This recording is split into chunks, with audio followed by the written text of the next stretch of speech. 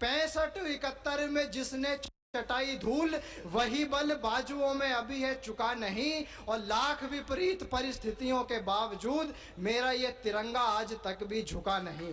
मैं चाहता हूं ऐसे तेवर के अमित शर्मा आज हमारे बीच में हैं।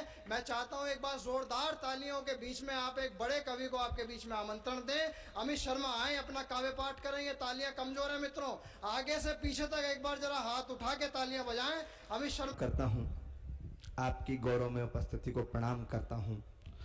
आयोजन बहुत सारे होते हैं, 1 वर्ष होते हैं, 2 वर्ष होते हैं, उसके बाद समाप्त हो जाते हैं जी। लेकिन यह साहित्यिक कार्यक्रम अनवरत आप 28 वर्षों से कर रहे हैं और गरोठ जैसी जगह पर कर रहे हैं जहां आने के लिए एक लंबा चलना पड़ता है, स्टेशन आपसे बहुत दूर है। मैं इस कार्यक्रम के आयोजकों को, संयोजकों को बहुत बहुत बधाई देता हूं। जगदीश भाई साहब को बहुत बहुत बधाई देता हूं, शुभकामनाएं देता हूं।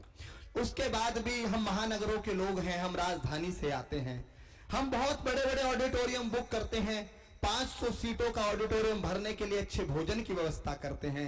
उसके बाद भी लोगों को हाथ जोड़कर बुलाना पड़ता है कि कार्यक्रम में आ जाइए। मैं नमन करता हूं इस भूमि को कि जितने लोग बैठकर कविता सुन रहे हैं उससे ज्यादा लोग खड़े होकर कविता सुन रहे हैं। इससे बड़ी कविता की सार्थकता नहीं हो सकती। बहुत अच्छे। आपका स्नेह मिल रहा है। मेरा छोटा भाई बहुत अच्छा संचालन कर रहा है।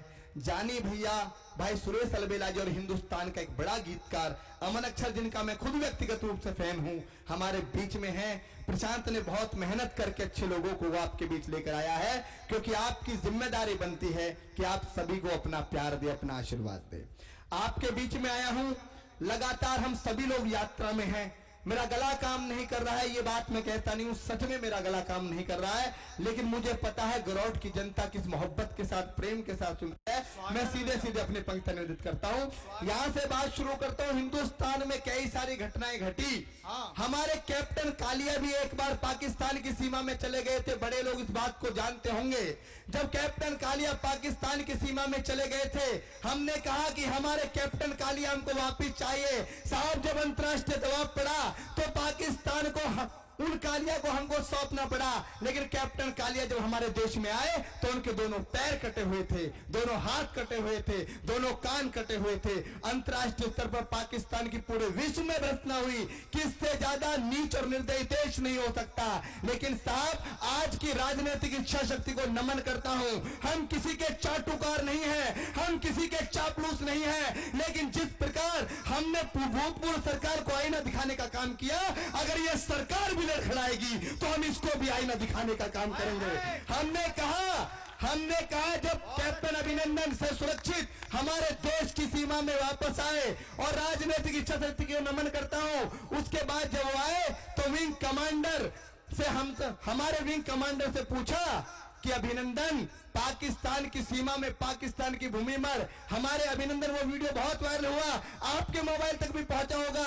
अभिनंदन से पाकिस्तान के लोगों ने पूछा, पाकिस्तान के अधिकारियों ने पूछा कि अभिनंदन, तुम ये बताओ कि हमारी सीमा में फाइटर प्लेन लेके क्या करने आए थे? सीना चौड़ा करके 6 फुट 2 इंच के जवान ने बोला कि मैं ये बताना उचित नहीं समझता मैं क्या करने आया।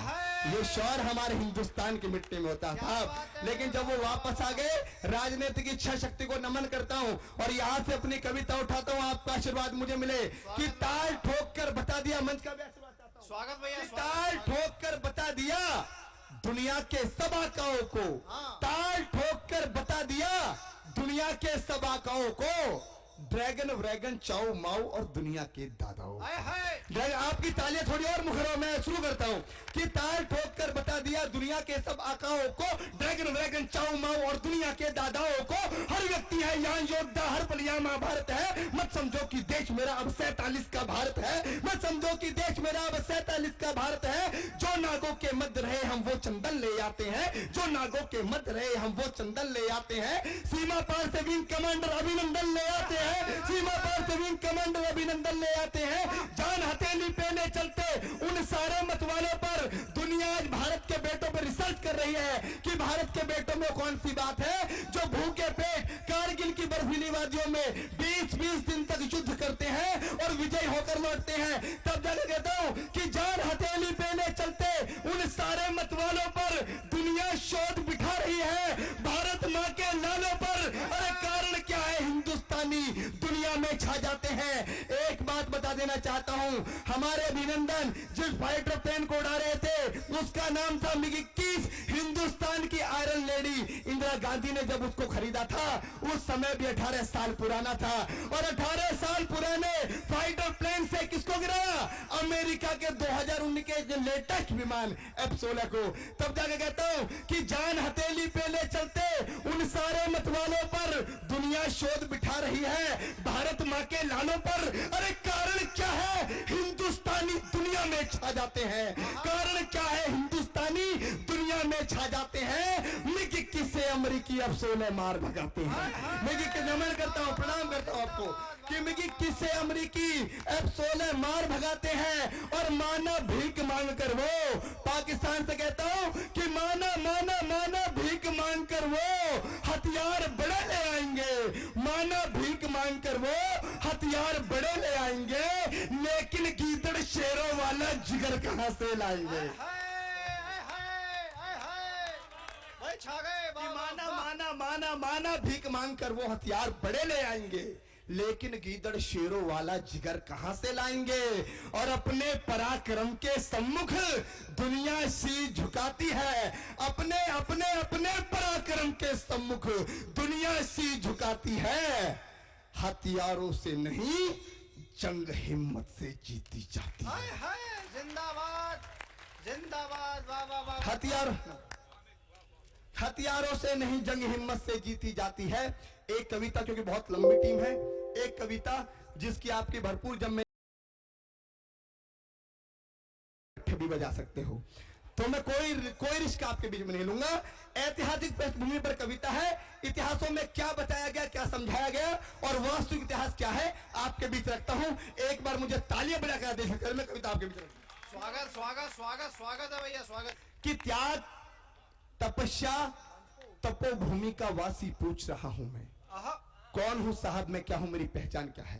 कि त्याग तपस्या तपोभूमि का वासी पूछ रहा हूं मैं, डमरू की डमडम वाला कैलाशी पूछ रहा हूं मैं, हंस चुम्मी वीरों ने वो फांसी पूछ रहा हूं मैं, हरिद्वार मथुरा वृंदावन काशी पूछ रहा हूं मैं। हरिद्वार में नमन करता हूं, प्रणाम। आप किस तरह से कविता सुनने, आपके चरणों की धूलि को नमन करता हूं। कि त्याग तपस्या तपोभूमि का वासी पूछ रहा हूं मैं, डमरू की डमडम वाला कैलाशी पूछ रहा हूं मैं, हंस चुम्मी वीरों ने वो फांसी पूछ रहा हूं मैं, हरिद्वार मथुरा वृंदावन काशी पूछ रहा हूं मैं, दुनिया जहां की सोच से आगे बढ़कर पूछ रहा हूं मैं, अंतर्द्वंद विचारों से भी लड़कर पूछ रहा हूं मैं, दहशत गर्दों की छाती पर चढ़कर पूछ रहा हूं मैं, इतिहासकार और सिंहासन से अड़कर पूछ रहा हूं मैं। और क्या पूछ रहा हूं, और क्या पूछ रहा हूं मित्रों, कि पूर्वजों की वीरता के कितने इतिहास पढ़ा डाले, सुन सुन आती हंसी मुझे इतने उपहास पढ़ा डाले। मैंने इतिहासों के अंदर कितने कितने महान सुने, कई राणा महाराणा और कितने ही चौहान सुने। सूरज की सारी किरणें भारत से होकर जाती थी, सुना यहां तक सारी दुनिया आर्यव्रत कहलाती थी। संत महात्मा, और संत महात्मा वीरों से ही मेरे देश का नाम रहा, संत महात्मा वीरों से ही मेरे देश का नाम रहा। अरे फिर भी मेरा भारत क्यों 1200 वर्ष गुलाम है? जिंदाबाद, वाह वाह वाह वाह वाह। फिर भी मैं नमन करता हूं, प्रणाम करता हूं कि फिर भी मेरा भारत क्यों 1200 वर्ष गुलाम रहा। यहां पन्ना सी तरुणाई थी, फिर भी ये देश गुलाम रहा। मित्रों क्या क्या था मेरे देश में, कि यहां पन्ना सी तरुणाई थी, फिर भी ये देश गुलाम रहा। इस देश में लक्ष्मीबाई थी, फिर भी ये देश गुलाम रहा। यह पन्ना सी तरुणाई थी, फिर भी ये देश गुलाम रहा। इस देश में लक्ष्मीबाई थी, फिर भी ये देश गुलाम रहा। क्या चाणक्य की कूटनीति बिल्कुल भी काम नहीं आई? क्या गंगा यमुना जैसी नदियां रौद्र रूप न दिखलाई? इतिहासों के पृष्ठों में तो पृथ्वीराज मतवाला है, चेतक वाले महाराणा का 1 कुंटल का भाला है। दोनों हाथों से करमवती रानी तलवार चलाती थी, इज्जत हेतु रानी पद्मिनी अग्नि में जल जाती थी। भारत माता का सीना उस दीर्घ से फूल गया जब 19 वर्ष का खुदीराम हंसकर फांसी पर झूल गया, जब 19 वर्ष का खुदीराम हंसकर फांसी पर झूल गया। अरे बच्चों ने बचपन दे डाला, बच्चों ने बचपन दे डाला, वीरों ने जवानी दी, दाग गुलामी का भी है माओ ने कुर्बानी। वाह वाह वाह, दाग गुलामी का भी है माओ ने कुर्बानी दी। शक संदेह नहीं, बिल्कुल भारत वीरों की धरती है। मित्रों संपूर्ण विश्व को कोई शक संदेह नहीं है कि हिंदुस्तान क्या है, हिंदुस्तान के लोग क्या है। तब जा कहता हूं कि शक संदेह नहीं, बिल्कुल भारत वीरों की धरती है। गंगा यमुना जैसी नदियां इसकी आरती करती हैं। इतिहासों में से तरीका है, राणा या चौहान हुए, घास फूस का देश बचाया, कितने बड़े महान हुए। देखो देखो देखो, और देखो भारत के नक्शे पर बारूदों के ढेर पड़े हैं। देखो भारत के नक्शे पर बारूदों के ढेर पड़े हैं। विपदाओं से क्या सीखा, हम जहां खड़े थे वहीं विपदाओं से क्या सीखा, हम जहां खड़े थे वहीं खड़े हैं। चंदन जैसी ये माटी, चंदन जैसी ये माटी फिर से खतरे में डाल रहे हैं। अरे आस्तीन के अंदर हम कितने सांपों को पाल रहे हैं। न हारे दुश्मन से हम, न हारे दुश्मन से हम, न फांसी फंदों से हारे हैं। और मित्रों, हम किस व्यक्ति से हारे हैं कि न हारे दुश्मन से हम, न फांसी फंदों से हारे हैं। अरे हम तो घोर अहिंसक घर के जयचंदों से हारे हैं। हम तो घोर अहिंसक घर के जयचंदों से हारे हैं। पहली बार आरजत को उस्तीन ज्यादा शोक मिला। इतिहास की पहली गलती कौन सी थी मित्रों? अगर वो गलती हिंदुस्तान नहीं करता तो आज हमारे देश का क्षेत्रफल 32 लाख वर्ग किलोमीटर है, ये 1.5 करोड़ वर्ग किलोमीटर होता। कि पहली बार आरजत को उस्तीन ज्यादा शोक मिला। शस्त्र फेंक कर बना अहिंसक जिस दिन यहाँ अशोक मिला। सच्चाई है। जहां पर राजा अहिंसक हो जाता है वहां पे जनता नपुंसक हो जाती है। तब जाके आपको बिछड़ता हूं कि पहली बार आरजत को उस दिन ज्यादा शोक मिला। शस्त्र फेंक कर बना अहिंसक जिस दिन यहाँ अशोक मिला।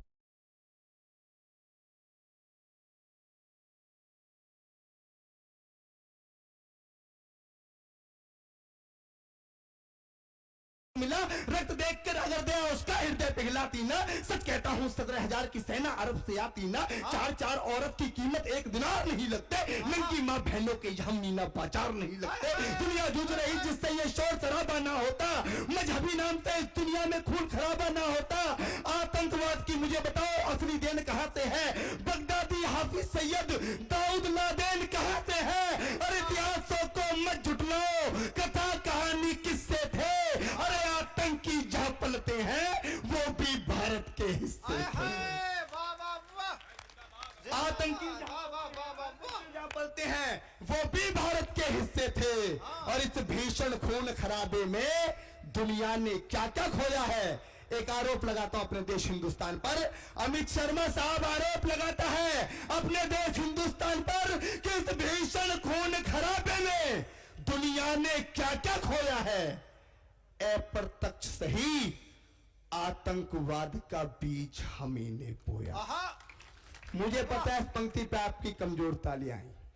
आप सोच रहे हैं कि देश की राजधानी से आकर एक 27 साल का नौजवान अमित शर्मा हजारों वर्ष के इतिहास पर प्रश्न चिन्ह लगा रहा है, उल्टे हिंदुस्तान को आतंकवादी बता रहा है। ये इतना समझदार कैसे हो गया?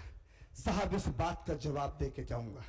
जवाब अच्छा न लगे तो भूल जाना कोई अमित शर्मा आया था। कौन लोग थे हम? जगदीश जी, कौन लोग थे हम? इस बात के जिम्मेदार हम क्यों नहीं है? जवाब सुनना कि हम विश्व गुरु थे। जिम्मेदारी किसकी थी साहब? हम विश्व गुरु थे। विश्व गुरु वाला परिधान दिखाना था। हमने वस्तु उतार के फेंक दिया, चूल्हा उतार के फेंक दिया। सुनना अहमद भैया, स्वागत, विश्व गुरु थे। विश्व गुरु वाला परिधान दिखाना था। सुख शांति चैन और मन का जक्को पाठ पढ़ाना था। लेकिन सही राह दुनिया को हम भी दिखा नहीं पाए। मानवता की परिभाषा दुनिया को बता नहीं पाए। जगत गुरु यानी जक्के भगवान हम ही तो थे। अरे सारी दुनिया मूर्ख थी, सबके विद्वान हम ही तो थे। और परिणाम गलत आता है तो गलती शुरू की होती है। परिणाम गलत आता है तो गलती शुरू की होती है। और शिष्य अगर नालायक हो तो गलती गुरु की होती है। वाह वाह वाह भाई, जिंदाबाद है। वाह वाह वाह वाह वाह। इस तरह सुनोगे एक बार जोरदार तालियां बजाकर, आप देख जाते रहे। वाह वाह वाह वाह वाह। कि शिष्य अगर नालायक हो तो गलती गुरु की होती है। बहुत अच्छे। शिष्य अगर नालायक हो तो गलती गुरु की होती है। अरे गलती ही दोहराई है, हम अब भी सीख नहीं पाए। भाई तो सुनना कि गलती ही दोहराई है, हम अब भी सीख नहीं पाए। गर्दन पर आरे चलते थे फिर भी चीख नहीं पाए। वाह वाह। गर्दन पर आ रहे चलते थे फिर भी चीख नहीं पाए। गांधी बाबा तुमने हमको एक मौन हथियार दिया, दोनों गाल सूझ गए लेकिन हमने ना वार किया।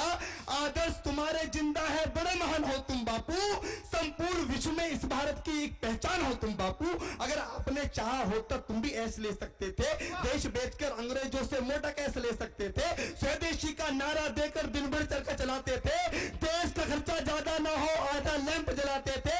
आधी आजादी का बापू तुमको ही हकदार कहूंगा, कोई विरोधी तेरा होगा मैं उसको गद्दार कहूंगा। कोई विरोधी तेरा होगा लेकिन कोई विरोधी तेरा होगा मैं उसको गद्दार कहूंगा। लेकिन लेकिन लेकिन देश के बंटवारे पर बापू गुस्सा तन जाता है। वाह, हाय हाय हाय, मुकम्मल हो गई पंक्ति। हाय हाय, भारत माता का जयकारा इतनी कमजोर आवाज में भारत माँ है, भारत माता की, भारत माता की।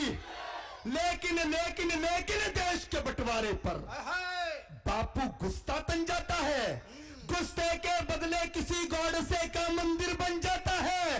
अरे भारत माता की छाती पर, भारत माता की छाती पर चलता आ रहा रुका नहीं, भारत माता की छाती पर चलता आ रहा रुका नहीं। सन 47 का बापू तुमसे बंटवारा रुका नहीं।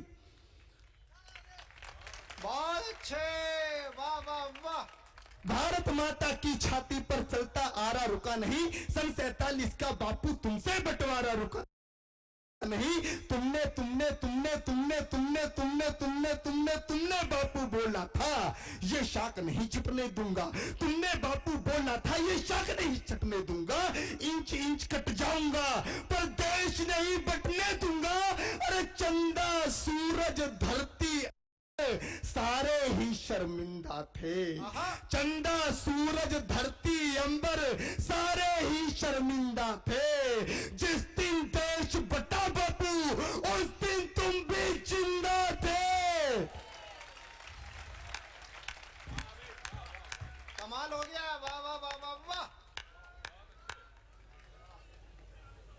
तुमने बापू बोला था ये शाख नहीं छटने दूंगा, इंच इंच कट जाऊंगा पर देश नहीं बटने दूंगा। चंदा सूरज धरती अंबर सारे ही शर्मिंदा थे। जिस दिन देश बटा बापू उस दिन तुम